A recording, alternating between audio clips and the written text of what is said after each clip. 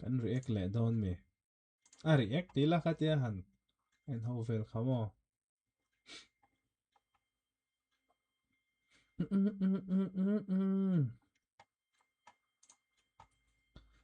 mel sanu eng lawa chu en chinang o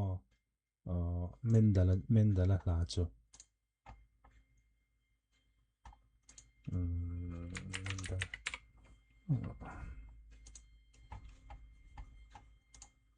Northeast,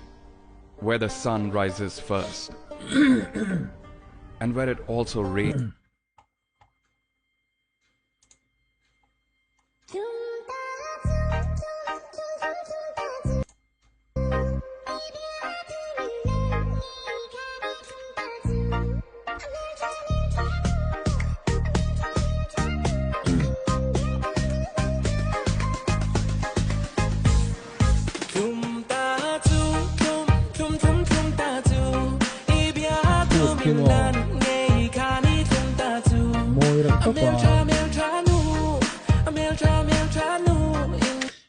kan sei lok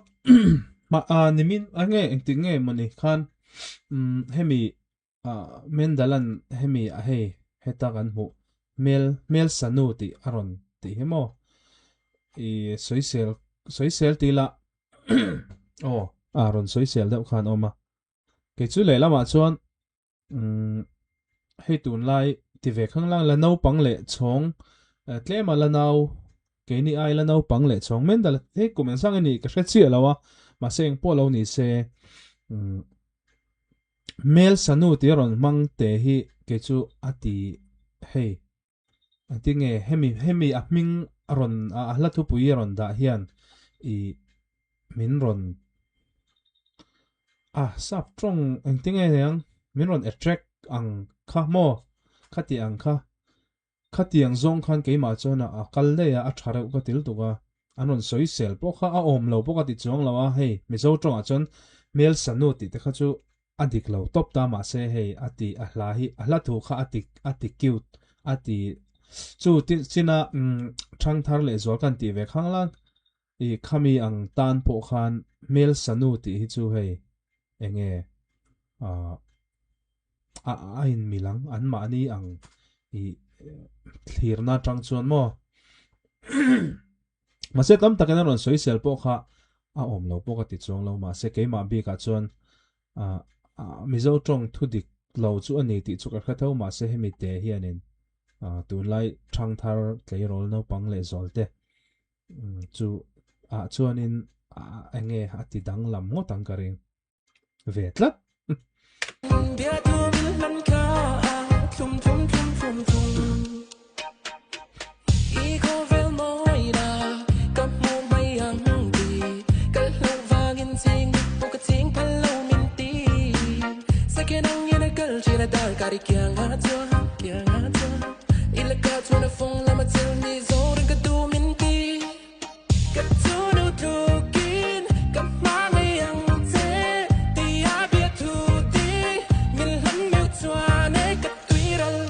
baka I mendal hi mo kan soilok a hla te kati o hi danglam katia tunlai zai ron zai mai an mani anga ron la rual chaw anga chuanin mendala le lilki ki hi yang fela te chu I soilo ne tan tha chiang tha san ne ta mendala le lilki ki hi an danglam reu katia mo I an adang lama lilki kinen hian hei hriat ran nal turang chi khan nia I baka I enge an ma ni ina an enge an sak hit thei turang chi ti mayang an hit thei turang chi hian la hi an siam thiam kati tin mendalei fel reu katia ama kanin umasak bera trangin hei a fel top ama shim a hi mo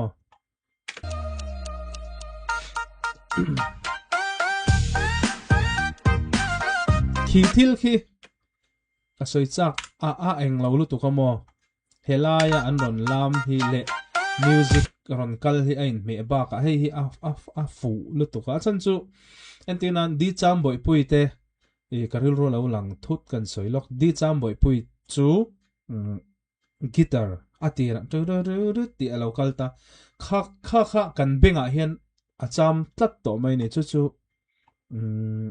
khatiang ang deuh khan keima ngai to na chun om ta helai a music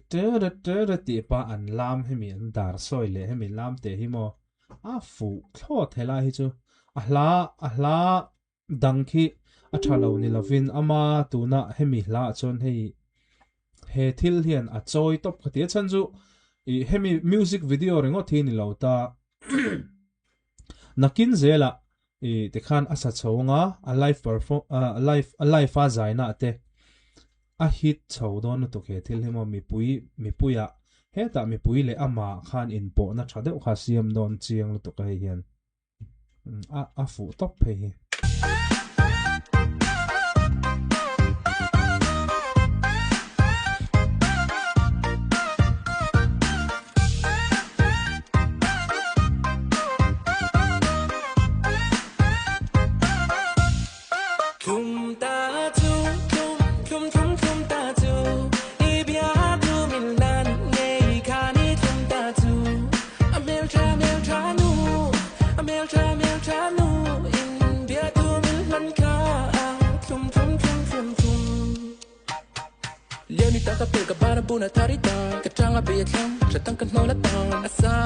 ta chu ti la hi she le a ka ngai tha khau thawa lai ta phei chu ka she seng kwal them pai ang hai lo le bi ne la nin khao ka chu nu tu kin ka ma ngai ang te ti a bia tu ti min han me chwa ne ka twiral kum ta chu kum ta chu e bia tu min lan ngai baka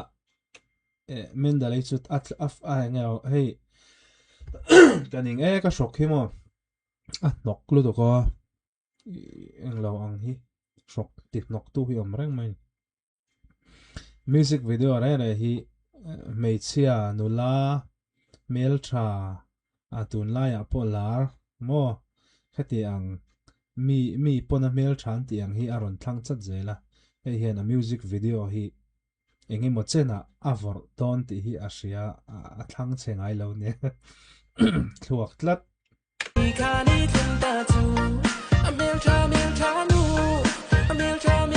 mel thanu ti le a model khat ti khana ni le men ta ni mo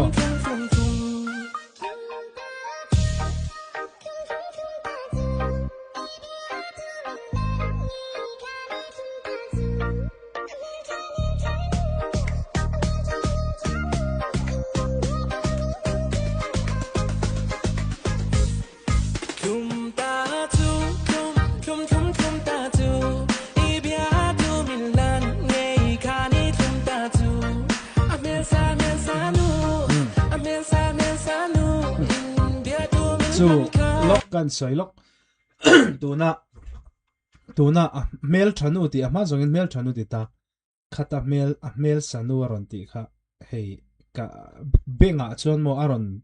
aron danglam zar adik enge mizo trong thu dik chu ni lo ma se benga hian aron danglam deuh hi danglam deuh hian aron ritlat i enge